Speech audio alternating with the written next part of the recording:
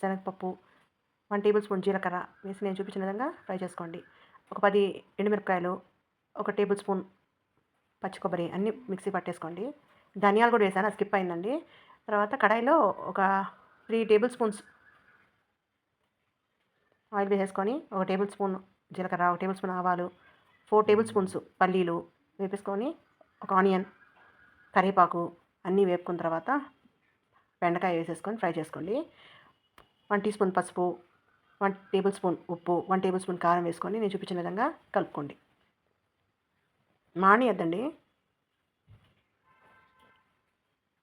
ఈ రెసిపీకి కావాల్సిన ఇంగ్రీడియంట్స్ అన్నీ నేను డిస్క్రిప్షన్లో పెడతానండి. దీనికే కదా, అన్ని వీడియోస్కి కింద డిస్క్రిప్షన్లో ఉంటే చూసుకోండి.